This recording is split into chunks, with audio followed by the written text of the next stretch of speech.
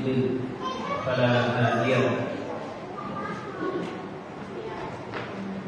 أشهد أن لا إله إلا الله وحده لا شريك له وأشهد أن محمدا عبده ورسوله لا نبي بعد اللهم صل وسلم على نبينا محمد وعلى آله وصحبه ومن تبعه بإحسان إلى يوم الدين أما بعد فإن أصدق الكلام كلام الله خير الحديث حديث محمد صلى الله عليه وسلم وشر الأمور محدثاتها وكل محدثة بدعة وكل بدعة ضلالة وكل ضلالة في النار. Masyaallah muslimin muslimat, para ummahat wa akhwat yang dirahmati dan dimuliakan Allah. Bersyukur kita kepada Allah Subhanahu wa taala pada siang hari ini, alhamdulillah dengan nikmat Allah, rahmat dan karunia Allah kembali kita bisa hadir dan majlis ini dan rangka untuk beribadah kepada Allah, dan rangka untuk membekali diri kita dengan ilmu yang merupakan semulia-mulia ilmu. Itu ilmu memahami syariat Allah Subhanahu wa taala. Ilmu syar'i. Ilmu syar'i inilah yang insyaallah taala merupakan jalan bagi kita untuk mendapatkan surga. Man salaka tariqan yaltamisu fihi 'ilman sahhalallahu lahu bihi tariqan ila jannah. Siapa yang berusaha untuk mendapatkan ilmu, maka Allah akan mudahkan baginya jalan menuju surga. Kalau insyaallah taala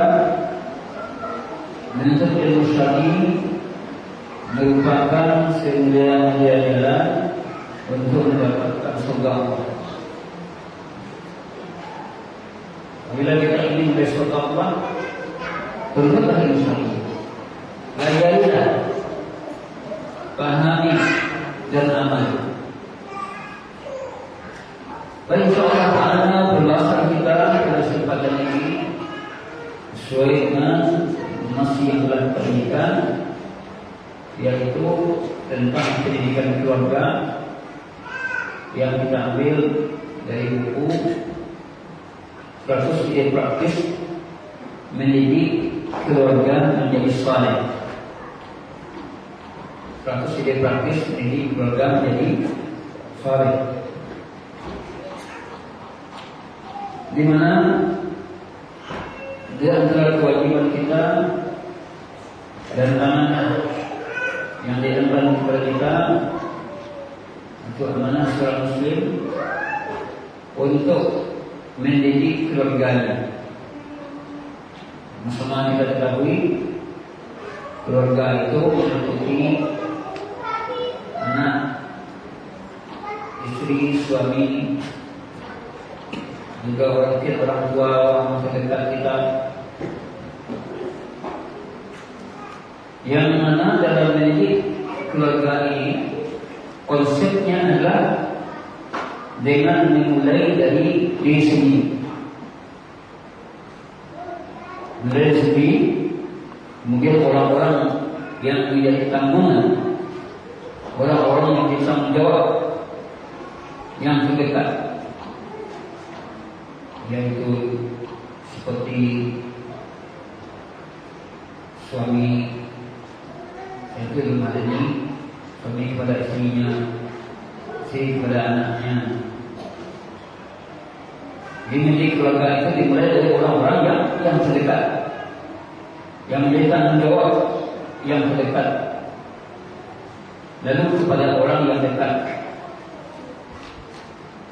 Inilah yang Allah firmankan dalam surat At-Tahrim ayat 6. Ya ayyuhalladzina amanu qu anfusakum wa ahlikum nar.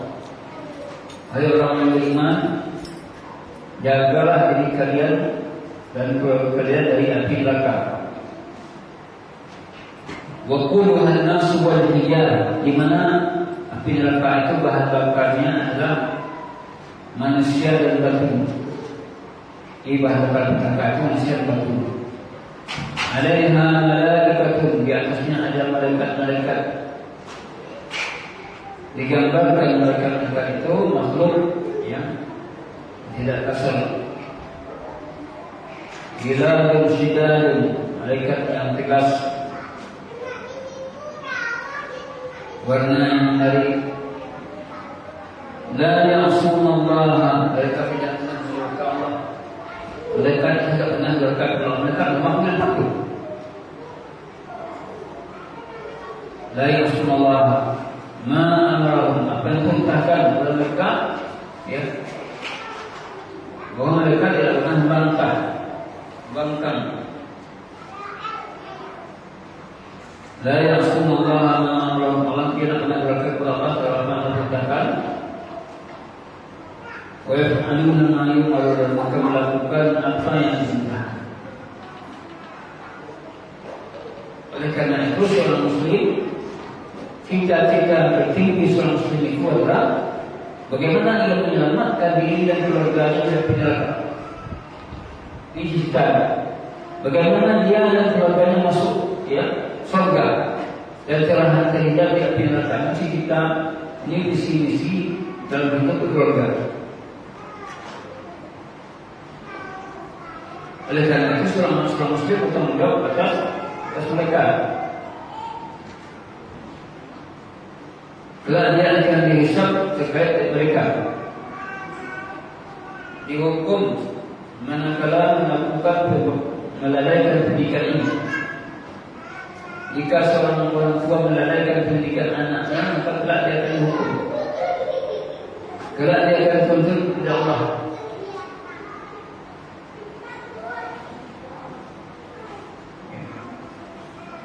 Kemudian ketahuilah, pendidikan itu bukan perkara yang cepat. Pendidikan itu bukan perkara masalah yang insidental. Tiba-tiba aja sudah pintar, tiba-tiba aja sudah soleh ada. Mesti mengalami proses yang panjang. Oleh karena itu pendidikan itu bukan insidental. Belajar satu hari, minggu belajar alim, mengajar orang pula. Ya.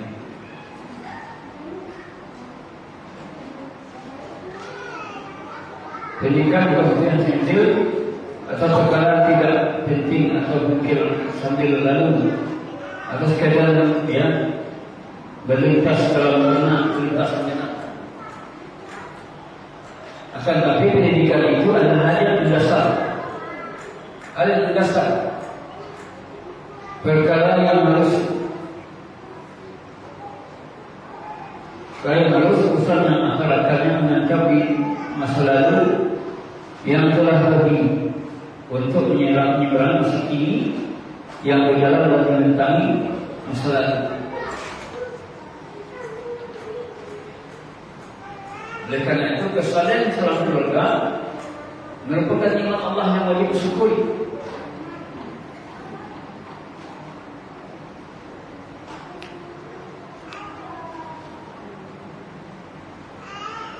Sekalian dalam keluarga ada sebuah nikmat yang besar dan karunia Allah yang wajib disyukuri. Tidak ada yang merasakannya dengan tahu keutamaan dan temizat yang mengenal kadarnya kecuali orang yang terhalang meraihnya, yang mana hatinya dibekap oleh kebalikannya dan kalbunya dibelenggu oleh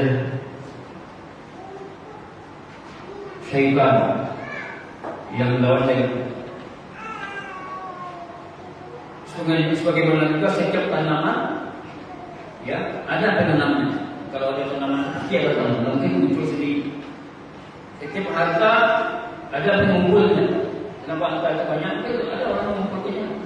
Ini banyak.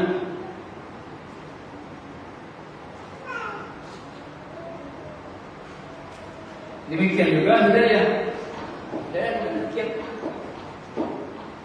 Hidayah itu dia memiliki suatu sebab dan jalan-jalan. Dia juga memiliki penghalang-penghalang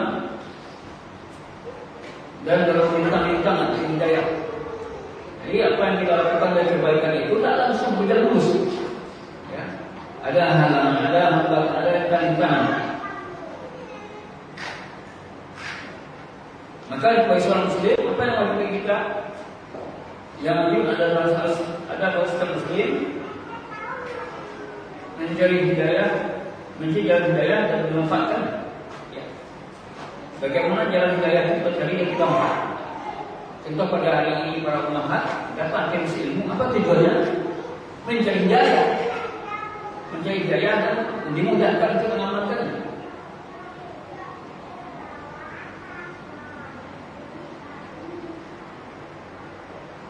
Maka seorang muslim harus mengetahui bahwa pendidikan menentukan usaha gigih. Kalau tidak mengenal kemalasan, kalau kita ingin didik anak kita gigih kita. Sholat saja contohnya. Kalau sholat hanya kita suruh sekali sholat, minta sholat, kita biarkan, tidak didik. Ya. Asal lagi kita punya anak saya sholat. Apalagi kalau sekalian dia sudah umur 7 tahun.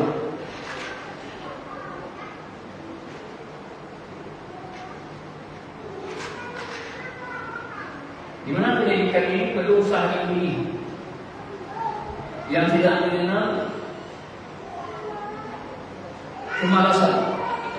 Tidak boleh malas kita, malas mengaji pengajian, dapat ilmu kita, malas belajar Al-Quran. Pendidikan ini butuh apa? Pengorbanan. Yang tidak sekali dari kebakiran kita pakai pada kita, namun dalam korban tidak dapat ini. Yang makanya ibu yang kesini kayak motor ada minyaknya, ya. Butuh pengorbanan, waktu, berkelanjutan dan tidak mengenal berhentinya. Yang proses pendidikan ini, yang namanya kita belajar itu berlanjut terus.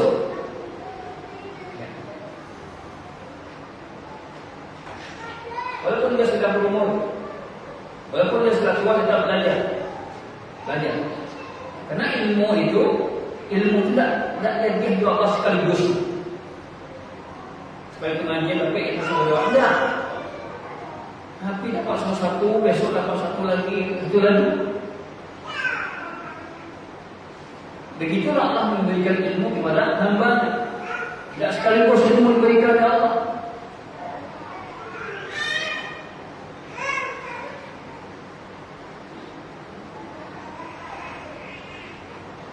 Kemampuan tidak jalan dengan kewakilan. Berkelanjutan yang tidak memang berhenti. Lanjut, tidak ada yang keinginan. Semangat yang tidak rela dengan hal rendah. Lalu bersemangat memotivasi dirinya. Dekat yang tidak cocok dengan sikap berpangkutan. Kalau kita pengetahuan aja santai aja dalam ini ilmu ini kita dapat ilmu kita.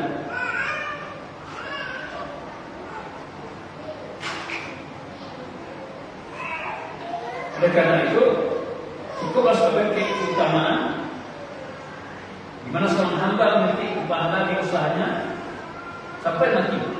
Dia berusaha untuk dirinya sampai mati. Belajar, ikut pengajian, diamalkan.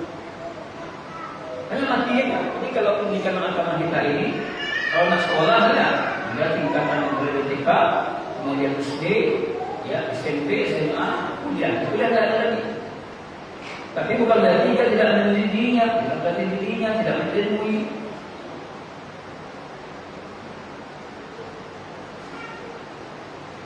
Itu adalah hal yang benar.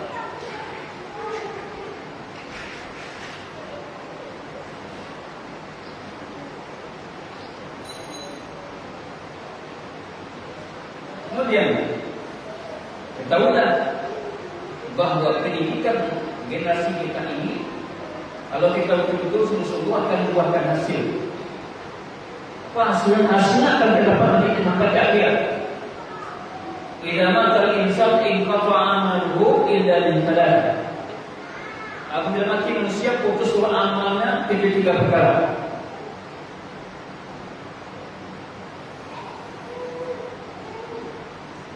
Apa 3 perkara tadi?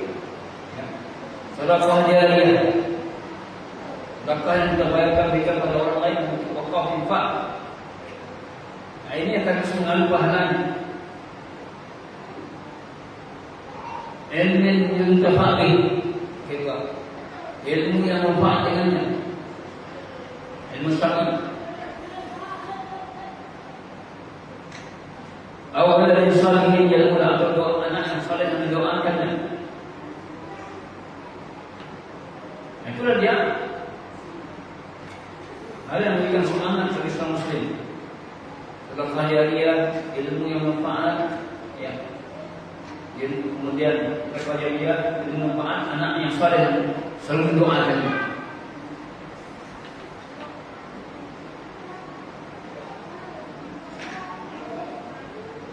Oleh karena itu kemudian seorang muslim akan dapat diketahui dengan hadis di atas.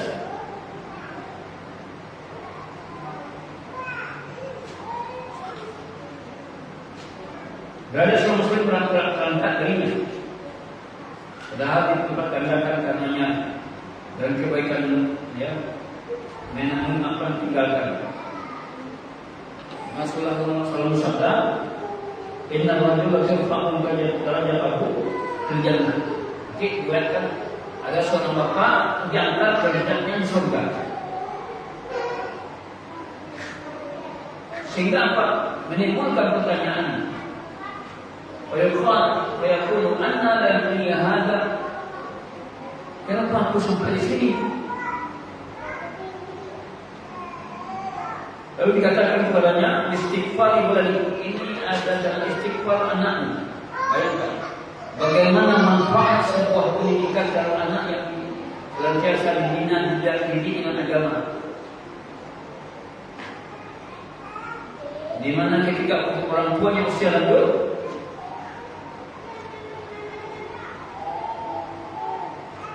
dia berusaha untuk terus memperbaiki diri. Diangkat derajat seorang ayah, seorang ibu ketika di dunia anaknya selalu beristighfar kepada orang tua. Ya Allah, benar satu orang tua. Kemauan anak untuk mendoakan itu kan karena buah dari pendidikan yang kita berikan kepada anak.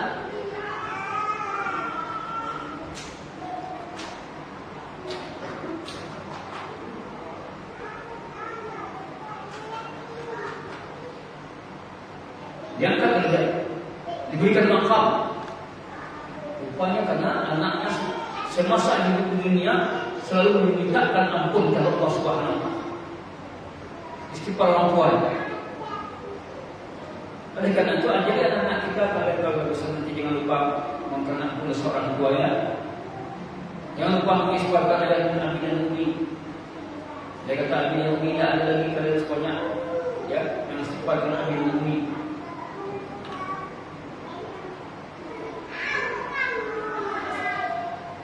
Nah, kelak pendidikan yang baik tadi akan menyatukan seorang mukmin dengan orang-orang yang dicintai dan berkerabatnya. Artinya nanti apakah kita akan bertemu di keluarga kita di surga? Ya, dengan anak kita lah, mungkin suami kita. Apakah bersobat yang nanti di surga atau di akhirat? Atau kita hanya di situ nanti nafsi-nafsi? Nah, untuk jawabannya apa? Lihat surat Al-Qur'an ayat 21. A'udzubillahi minasyaitonir rajim. Walladzina amanu wattaba'atuhum dzurriyyatuhum biimanin alhaqna bihim dzurriyyatahum wa ma alatnahum min 'amalihim min syai'. Kullu imrin bima kasaba rahin. Allah berfirman, ya, walladzina amanu, dan ada pun orang-orang yang beriman, wattaba'atuhum dzurriyyatuhum, orang beriman serta anak cucu mereka yang mengikuti mereka, wattaba'atuhum dzurriyyatuhum, yang mereka mengikuti, ya, mereka orang beriman beserta anak cucu mereka yang mengikuti mereka dalam keimanan. Wattaba'atuhum dzurriyyatuhum biimanin alhaqna bihim, kami pertemukan mereka dengan anak cucu mereka di akhirat, dan kami akan mengurangi sedikit pun, kami tidak akan mengurangi sedikit pun pahala amal kebaikan kepada mereka. Nampak di sini bagaimana, ya, kita kelak di surga dengan keluarga kita di dunia ini akan bertemu. Apa yang bertemu tadi? Al-iman wal amal saleh. Iman dan amal saleh.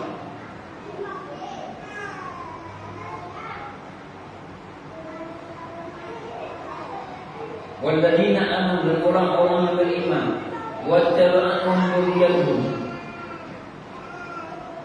beserta anak cucu mereka yang mengikuti mereka dalam keimanan. Kami pertemukan mereka dengan anak cucu mereka di dalam surga. Jadi akhirnya kita di dunia ini yang suami istri, anak-anak, apakah nanti akan bertemu juga? Insya Allah kita akan bertemu surga. Tapi kalau yang satu mau surga itu apa neraka, tidak bertemu.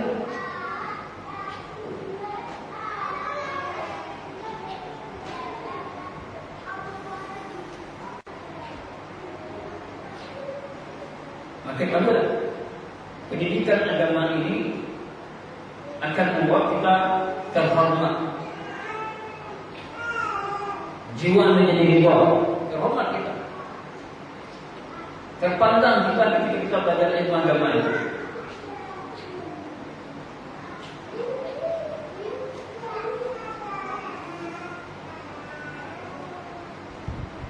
Di pendidikan itu membuat kita terangkat dihormati. Namun bukan kita belajar, kita bukan mencari agar dihormati orang tak. Penghormatan itu termuncul dengan sendirinya ketika kita menampakkan diri kita sungguh-sungguh. Bahkan orang yang pendidikan bagus, alam pikiran juga bagus, hartanya terjaga, generasi terlindungi, habis kembali jadi tenang. Pendidikan mewujudkan keserasian, menipis perbedaan.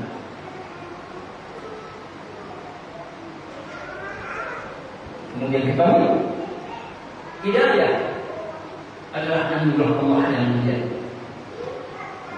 Hidayah tidak Allah berikan kepada setiap orang, tapi hidayah itu Allah berikan kepada orang yang berhak untuk beriman. Ya. Karena hidayah itu karunia Allah.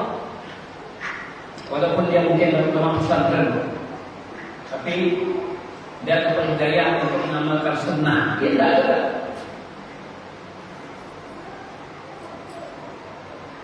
Walaupun dia tinggal di Timur Tengah, tetapi dia dapat hidayah untuk mendapatkan ilmu.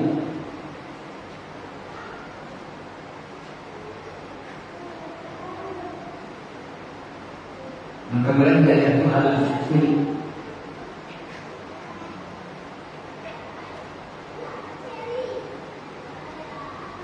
Maka kandungan buku ini berisikan 100 pemikiran tentang pendidikan keluarga yang ditentukan dari realita kebanyakan saudara dalam buku penerang. Siapa yang ingin meneliti buku ini sebagai jalan lurus membantu bagi pemula penuntut ilmu, ya, untuk ilmu, sebagai penuntut mulut bagi orang benci,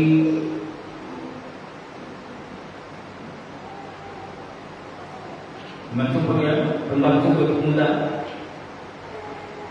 untuk mulut pembenci, pengingat bagi siapa yang menyanyiakan amalan amanatnya.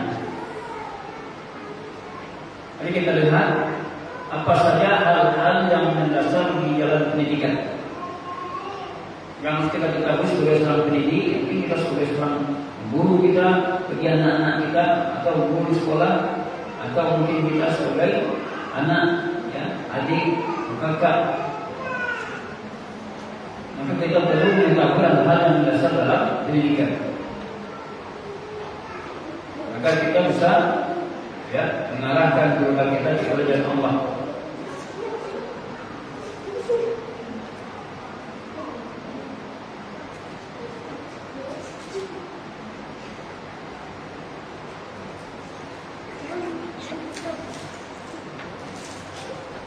Yang pertama adalah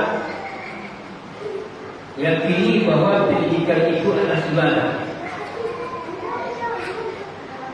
Pahala bagi seorang hamba ketika dia belajar, ketika ia menuntut ilmu, dia mendapatkan pahala.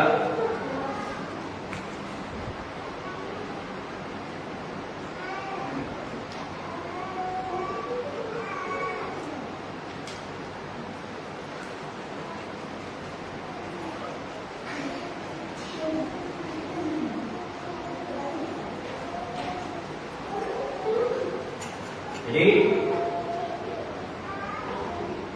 belajar menjadi diri adalah ibadah.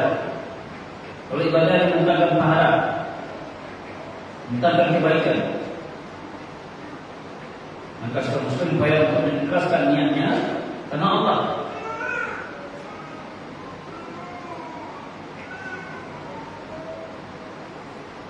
Innamal a'malu binniyat. Sejak amal itu sangat baik ini.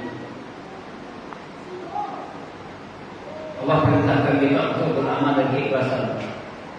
Wa ma umiru illa liya'budullaha mukhlishina lahu-d-din. Tidaklah mereka diperintahkan melainkan agar mereka hanya menyembah Allah saja, mengikhlaskan agamanya. Wa ma umiru illa liya'budullaha mukhlishina lahu-d-din. Nama amal dunia. Jadi ketika kita datang ke majelis ilmu, apa yang kita lakukan? Perbaiki niat kita terus. Ya Allah, salah-salahnya saya datang belajar dalam rangka untuk mengharapkan ridha-Mu ya Allah. Saya datang belajar untuk memperbaiki diri saya ya Allah, agar menjadi seorang muslimah yang baik, yang saleh. Berharap. Yang kedua adalah berharap pahala dari Allah saat menggeluti lahan pendidikan ini. Itu yang kita maksud di sini, pendidikan itu bukan pendidikan sekolah. Sekolah bagi anak. Pendidikan keluarga adalah nilai-nilai pendidikan yang kita amalkan dalam keseharian dalam keluarga. Ini yang maksud pendidikan tadi.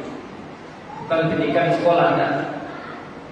Pendidikan itu berat, tidak menyelewengkan,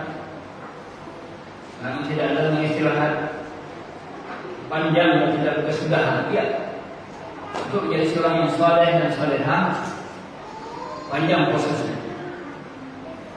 Tidak bisa hadir kajian 1 kali, 2 kali, sudah hebat dia tak. Mesti dia rutin terus untuk ilmu, terus untuk belajar.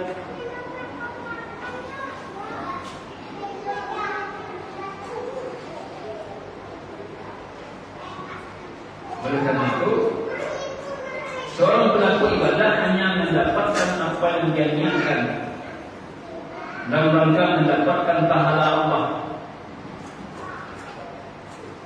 Maka pikir yang paling baik adalah pikiran yang tertuju pada keluarga.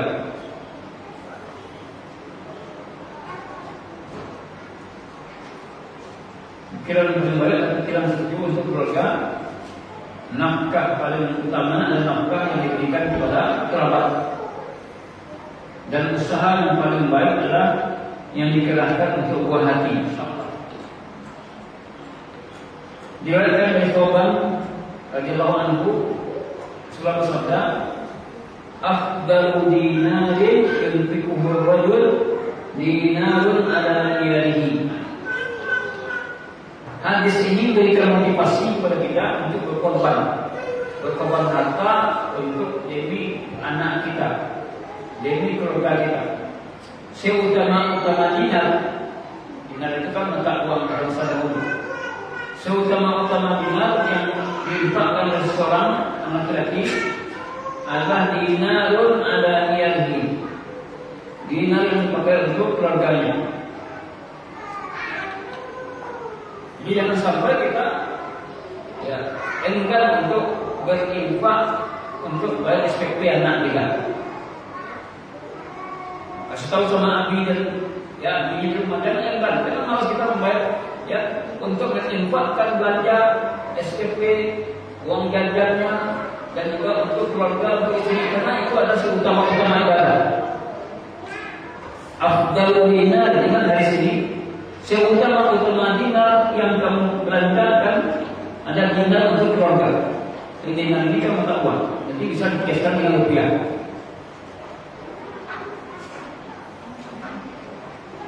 Berarti kalau dia tahu bahwa berinfak untuk keluarga, baik untuk jajannya, biaya pendidikannya, biaya makannya adalah ibadah utama ibadah, sehingga tidak ada dia bakil, dia pelit terhadap mendidik keluarganya.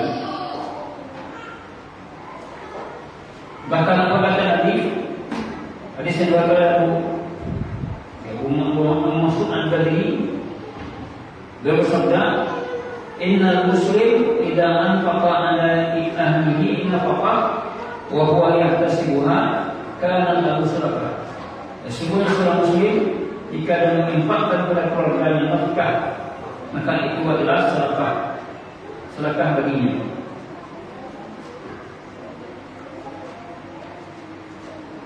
Jadi dengan berdasarkan hadis ini kita tadabburkan hadis ini. Jadi kalau kita membeli uang belanja untuk anak kita, untuk biaya pendidikannya, adalah nilai ibadahnya tinggi. Afdalu dinarin, seutama-utama harta yang kamu infakkan pada seorang harta yang diinfakkan untuk keluarganya. Keluarga itu meliputi apa? Meliputi anak, istri, keluarga.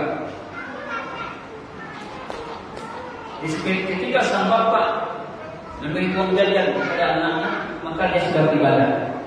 Ketika sang bapak memberikan uang jajan uang kepada istrinya, berarti dia sudah menjadi ibadah. Ketika sang bapak memberikan uang untuk biaya pendidikannya, SPP lah namanya, maka itu sudah menjadi ibadah. Berarti banyak ibadah untuk keluarga ya. Sehingga tidak berat baginya untuk menginfakkan hartanya. Kenapa? Karena dia telah beribadah. Bahkan tadi dikatakan hadis sedekah. Kemudian ingat, ada hal yang perlu kita garis bawahi. Semua orang mendidik. Banyak orang melakukan pendidikan, mendidik anak-anak. Namun tidak semua orang mendapatkan pahala karenanya. Jadi ingat, silakan kita bawahi kalimat ini. Seorang bapak mungkin didik anaknya di rumah, ibu juga demikian. Semua orang mendidik, tapi tidak setiap orang mendapatkan pahala karenanya. Jadi kenapa pahala? Karena ikhlas. Karena dia mencerca. Anak-anaknya minta uang jajan ketika pipi mengenang. Agar dia melapar, betul kan?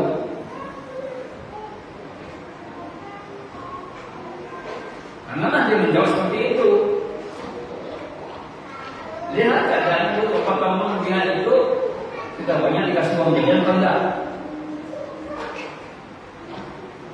Di sini apa? Dalam ibadah untuk keluarga ini butuh kita keikhlasan kita. Semua orang mendidik, tapi tidak semua orang mendapatkan pahala. Ada orang mendidik itu karena mulus, Mungkin dia mengajar di sekolah, tapi niatnya semata-mata untuk cari gaji aja, cari duit. Dan dapat pahala dia. Di rumah juga demikian. Dia tidak mendapatkan pahala dari mendidik anak-anaknya, karena tidak ada keikhlasannya. Ikhlas inilah yang kita cari dalam mendidik anak.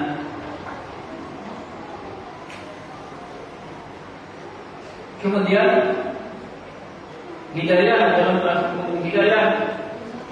arti pencipta iman, taufik, dan keteguhan di atasnya bukan di tangan Anda.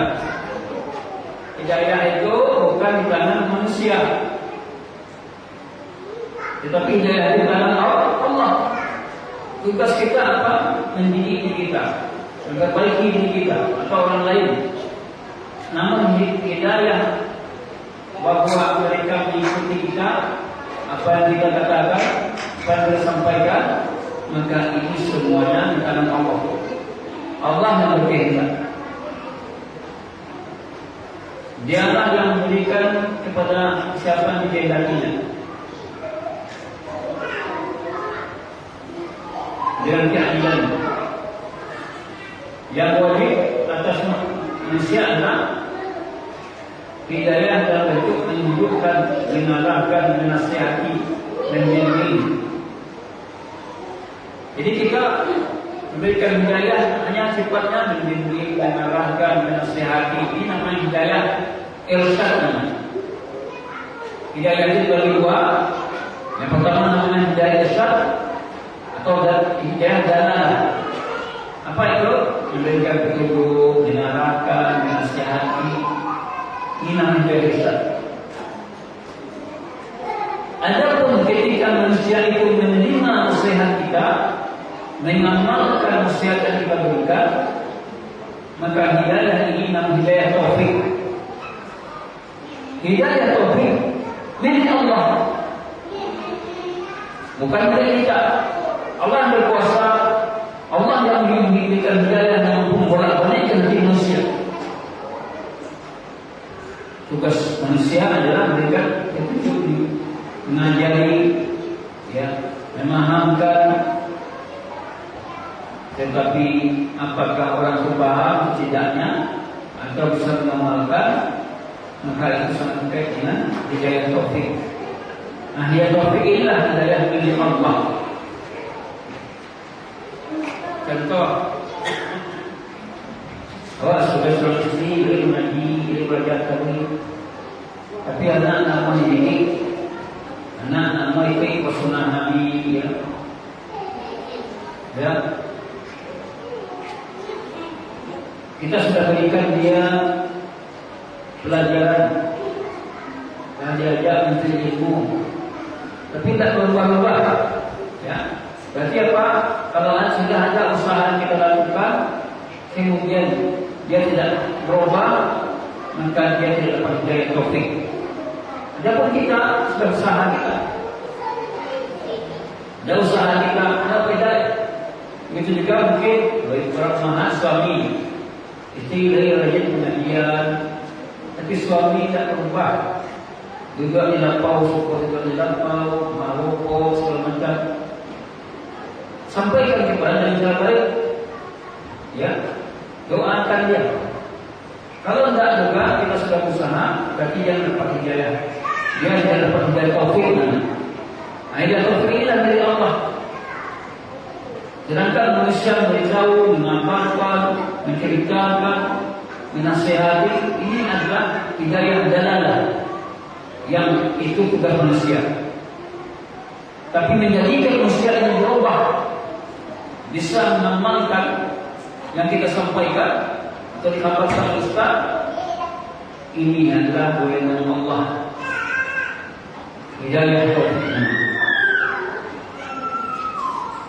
Innaka Allah berfirman, innaka la tahdi man ahbabta. Sesungguhnya engkau tidak bisa memberikan hidayah meskipun kepada orang yang kau cintai. Maksudnya apa? Engkau tidak bisa memberikan hidayah taufik walaupun kepada orang yang cintai.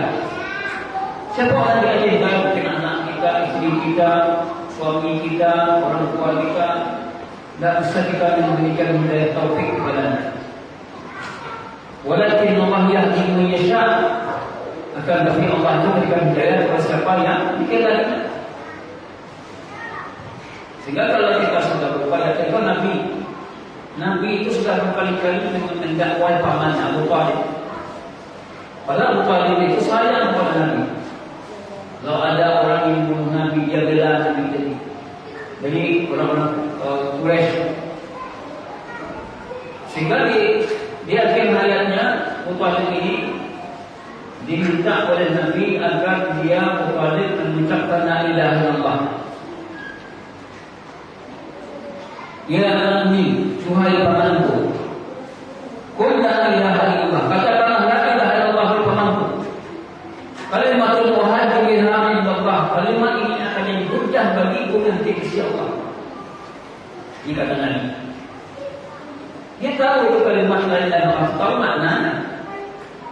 Dia tahu konsekuensinya. Akhirnya bagaimana? Apa kata pamannya yang lain yang ketika itu ada di dekat pamannya sakit?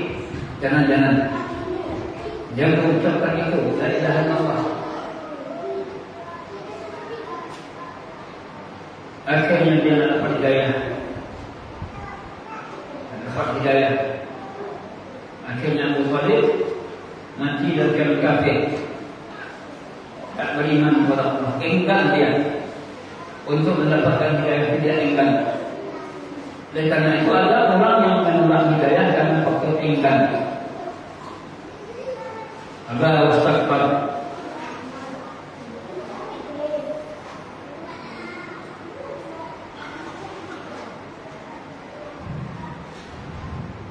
Dalam hadis dikatakan Allah berfirman, ya ibadi wa hamba-hambaku, kullukum dhalun, sekalian sesat illa man hadaitu, illa la tuqiduni. Fastahduni, mintalah hidayah kepadaku. Ahdikum, aku akan memberikan kamu hidayah.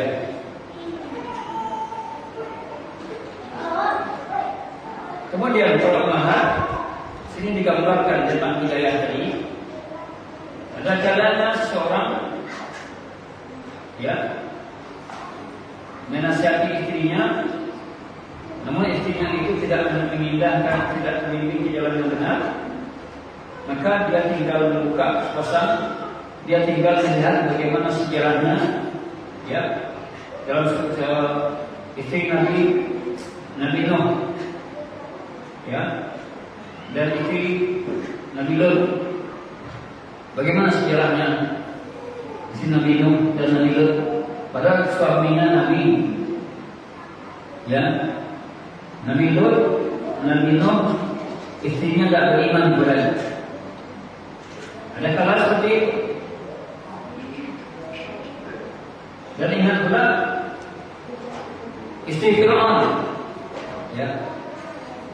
suaminya siapa? Fir'aun, istrinya beriman. Yang istrinya ini Asia ini tetap dalam keimanan. Fir'aun tidak dapat hidayah.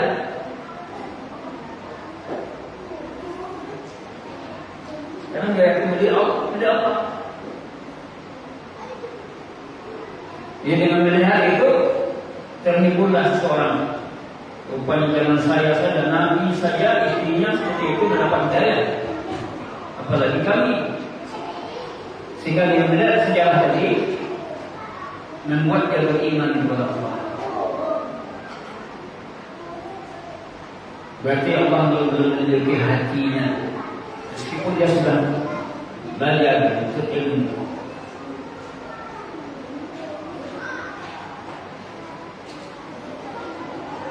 Demikian juga dalam masalah hidayah, dalam kaitan dengan anak-anak. Kita sebagai orang tua, kita sudah didik anak kita, arahkan untuk beribadah kepada Allah, salatnya jaga, hijabnya semuanya menjaga, kita sudah nasihati dia. Namun tidak berubah. Seorang ibu dan seorang ayah menasihati anaknya suka keluar main-main, dan menjaga diri, Maka dalam hal ini buka lembaran tentang Nabi Nuh. Bagaimana Nabi Nuh dan anak-anak? Nabi beriman, Nabinya beriman, Nabi Nuh beriman, sementara anak istrinya tidak bisa diatur. Kita akan menghadapi hal seperti itu dalam kehidupan rumah tangga kita. Bahwa ada taat, abinya taat, ibunya taat, anak enggak. Ada seperti itu. Kalau Nabi Nuh kan istri beliau dan anak beliau menentangnya. Apakah mereka mendapat hidayah? Enggak. Karena sudah kita dituntut Allah padanya. Innaka la tahdi man ahbabta, walakin Allah yahdi man yasha. Engkau tidak akan bisa memberikan hidayah meskipun pada orang yang kau cintai. Jadi saudara kita, orang terdekat kita.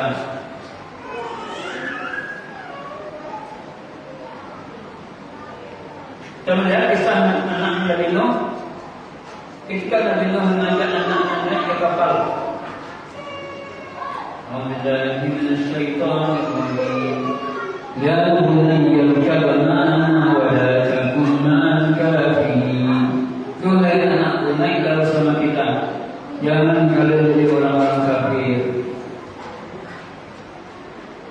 Qala sa'awi ila jabalin ya'simuni minal ma'.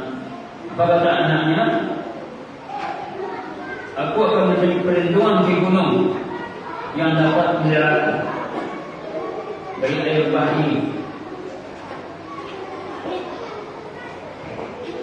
Kemudian qala la asimal yawma min amrillah illa man rahim wa hala bainahum al-maut fakana minal mughraqin.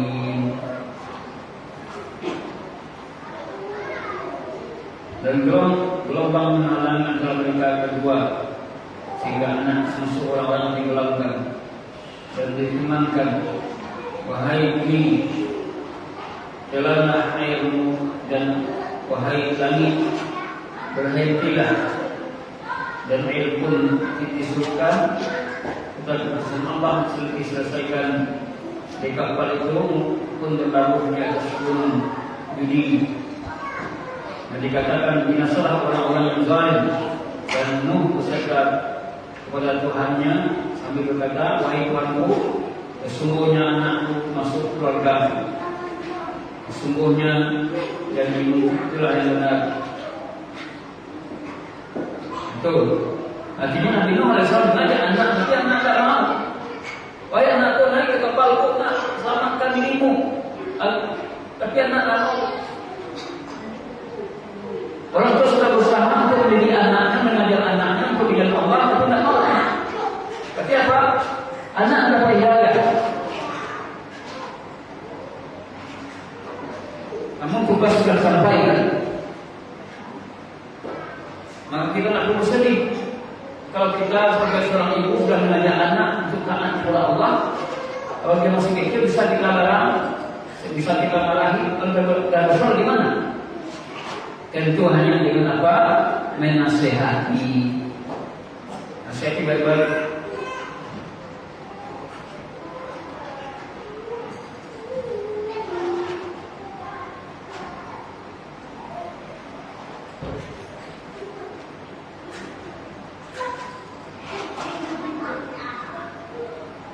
Ketahuilah bahwa kemudian yang berikutnya,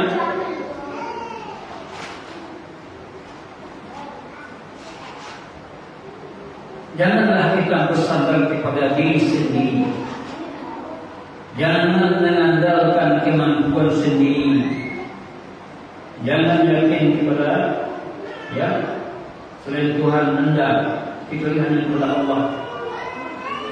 Serahkan urusan hanya kepada Allah. Bertawakallah kita kepada Allah. Mohonlah pertolongan kepada Allah. Ini yang Allah firmankan dalam Al-Maidah ayat yang ketiga. Wa 'alallahi fatawakkalu in kuntum mu'minin. Wa 'alallahi fatawakkalu In kuntum mu'minin, jika kamu adalah orang-orang mukmin, hanya kepada Allah berserah diri kita. Hanya kepada Allah berserah diri kita. Dalam ayat lain, Hud ayat 8,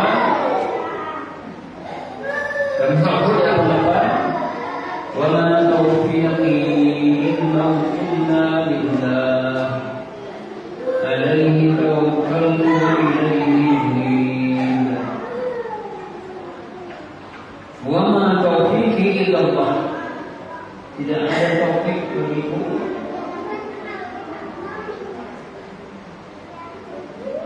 tidak ada taufik bagi kepada Allah. Tidak ada berikan taufik bagi kepada Allah. Wa alaihi tawakkaltu, hanya kepada Allah aku berserah diri. Wa ilaihi unib, dan hanya kepada aku akan kembali.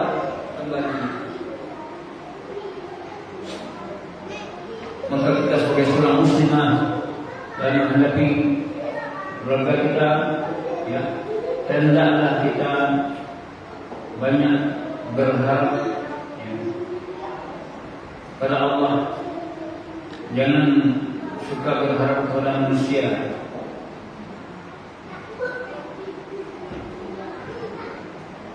Katakan kepada diri kita bahwa aku ini sedih, aku ini pintar, aku pengalaman, aku besar keras. Kemudian dalam segala keadaan kita dekatkan diri kita kepada Allah.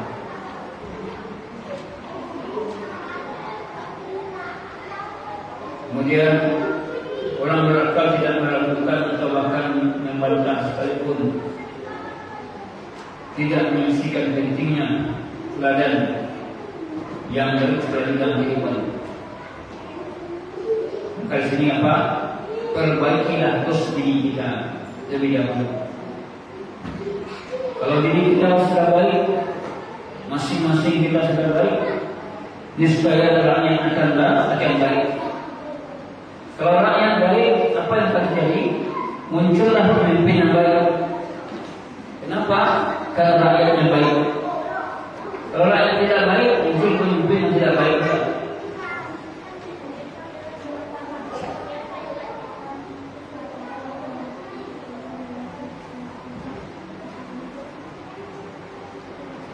Begitu terus, ya, sampai datang ajal kita.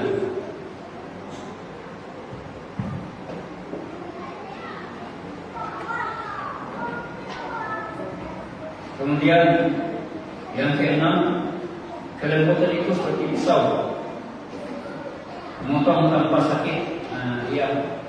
Memotong tanpa sakit. Kelembutan hanya Allah besar, berdampak terhadap jiwa-jiwa yang mulia. Maka kita sebagai seorang ibu rumah tangga rumahnya, untuk mendidik anak kita perlu berlemah lembut. Jangan kasar, ya.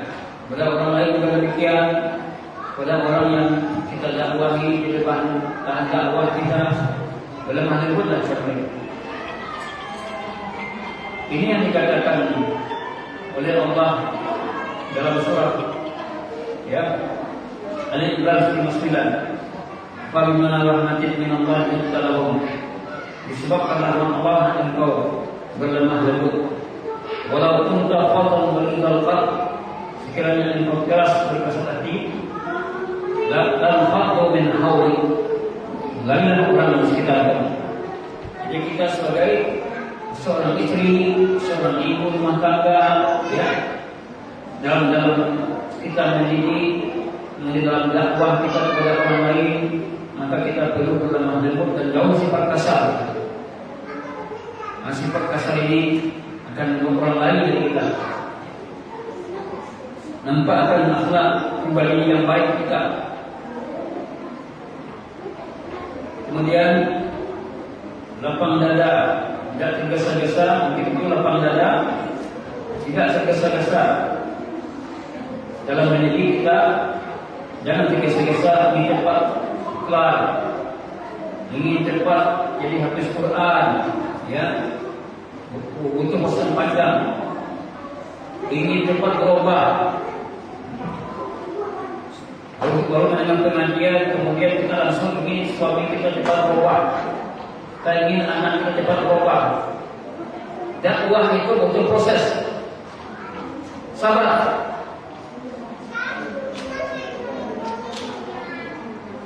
Jangan kita mendengarkan pengajian tentang riba, langsung aja kita cepat ingin berubah tanpa kita memperbaiki akidah itu. Jangan karena suami kita suka merokok langsung habis dicerca suami, ya, dengan tanpa ada adab dan akhlak. Tidak demikian, ya. Tapi lapang dada kita, tidak tergesa-gesa. Kemudian delapan, jangan sampai terlambat mendidik. Kita mendidik walaupun pendidikan jangan sampai terlambat. Kalau anak dari kecil sudah disuruh bersolat mulai umur 7 tahun sampai 10 tahun, jangan sampai dia dididik kalau sudah besar, sudah balik dewasa. Ya memang dalam Islam itu tidak ada sudah terlambat, tapi ada keterlambatan kita itu karena kelalaian kita. Jadi kalau ada terlambat tadi karena sebab baru kita dapat hidayah, kita dapat ilmu tentang sunnah, ya. Tapi kalau kita sudah mengenal, jangan kita lambat kita untuk memahami dan mengamalkan. Seorang suami mendidik istrinya mulai dari awal dia berumah tangga, didik istrinya, ajak menuntut ilmu dengan diam, ya. Kemudian seorang ibu mendidik anaknya, mulai anaknya itu sejak dia lahir anaknya diarahkan kepada yang baik, diajak berdialog, ya. Kemudian ketika anak sudah pandai bicara, kemudian dihafalkan Al-Quran, dengarkan Al-Quran, yang terlambat mendidiknya. Terlambat kita mendidik anak, ya, menyebabkan hasilnya juga terlambat.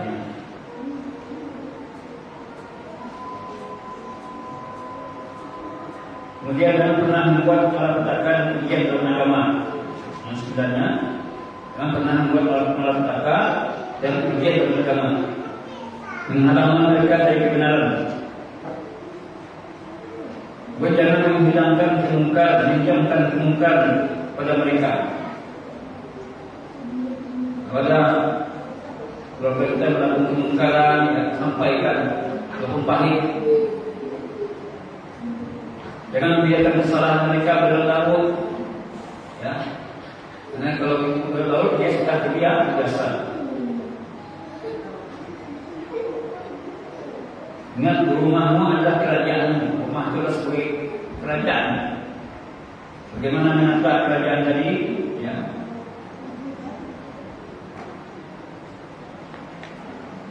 Kemudian serius kita untuk mendidik keluarga kita.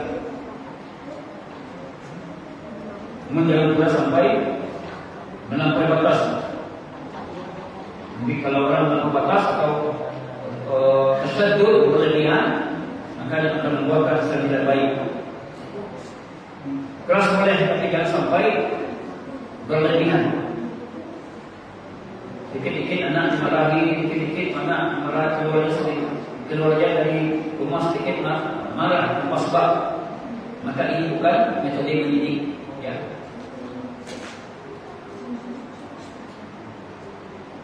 Kemudian saat terjadi kesalahan dan keliruan, hendaklah kita dalam hal ini jika salah yang diarahkan ini yang benarnya. Ya. Kita suka menunjukkan, mengkritik, ya, mempermalukan. Tapi kalau dia anak kita itu baik, anak kita berprestasi, tidak ada pujian bagi kita. Ini adalah hal yang keliru. Ini yang saya sampaikan masa kita berkesempatan ini tentang dasar-dasar dalam pendidikan. Ya, dasar-dasar belum menjabarkan lagi yang 100 ini untuk di keluarga ini. Semoga Allah Subhanahu Wa Taala berikan kita ilmu yang bermanfaat dalam mendidik ini, khususnya kita sebagai seorang ibu yang mungkin keberadaan kita dengan anak lebih lama dibandingkan dengan ayahnya, maka kita perlu perhatian dalam pendidikan. Dan ketika kita berkeluarga, maka ini adalah ilmu kita sebelum beramal. Al-ilmu qabla al-qaul wal amal. Ilmu sebelum berkata dan beramal. Sampai di sini pembahasan kita. Sekiranya ada yang bertanya, masuk soal menjawab. Ya, baik. Bagaimana cara kita memupuk hidayah istiqamah dalam hidayah? Dan memang ini sangat penting kita menjaga iman, menjaga istiqamah. Karena iman itu naik turun, ya betul. Apa kata ulama? Al-iman yazid wa yanqus. Iman itu bertambah dan berkurang. Kapan iman bertambah? Bil ta'ah, dengan ketaatan. Kapan iman menurun? Bil maksiat. Maka dalam hal ini yang pertama perlu kesabaran kita terus ya. Dalam menghadapi problem kita perlu bersabar. Dalam menghadapi musibah kita perlu bersabar. Kemudian dalam mendapatkan kenikmatan kita bersyukur kepada Allah. Yang kedua, kita perbanyak doa untuk bisa istiqamah. Apa doa kita? Ini sebagai doa yang dilakukan oleh Nabi. Ya muqallibal qulub, qabbid qalbi ala dinik wa ala ta'atik. Ya Allah yang bolak-balikkan hati manusia, kokohkan hatiku di atas agama dan ketaatan kepadamu. Perbanyak doa kita ya Allah. Ketika iman kita turun, langsung jangan sampai iman itu andor. Dah begitu lama kita biarkan, tidak boleh, jangan. Cepat kita sadari ya, dalam ada segini pengajian ada, kemudian mengamalkan salat sunnah dan itu. Ketika itu muncul, mohon ampun kepada Allah. Kemudian setelah itu kejar, hilangkan rasa malas tadi. Berlindung kepada Allah dan sifat malas. Kemudian jauh maksiat. Sekarang maksiat itu kan ada di depan kita, kadang-kadang HP lah namanya. Walaupun enggak maksiat, kadang-kadang melalaikan kita. Kalau membaca Quran, memilih atau mengantuk ini. Kalau cari HP rasa-rasa 2 jam, ya takut mengantuk ke. Ini ujian fitnah. Maka kita harus tahu apa fitnah tadi dan apa solusinya. Berhati-hati kita dan sampai kita terfitnah dengan teknologi. Kemudian selalu hadir di majelis ilmu, terus tambah ilmu kita. Dicas iman kita, dicas dengan apa? Cas dengan ilmu. Jadi kita hadir di pengajian ini untuk menambah ilmu kita, mencas amal iman kita, sehingga semakin kuat, lemah semakin kuat. Kita manusia iman naik turun, namun kalau turun jangan sampai anjlok, ya. Kejar terus, usaha terus.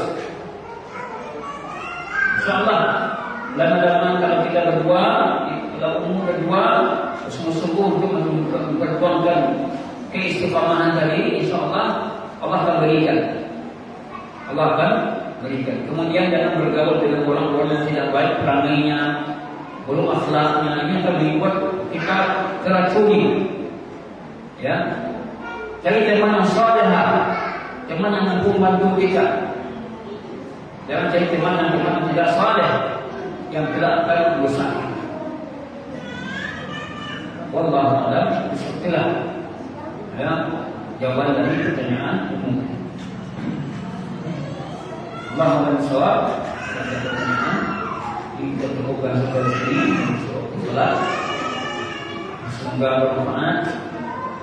Kira-kira subhanallah wa bihamdika asyhadu an la ilaha illa anta astaghfiruka wa atubu ilaik. Assalamualaikum warahmatullahi wabarakatuh.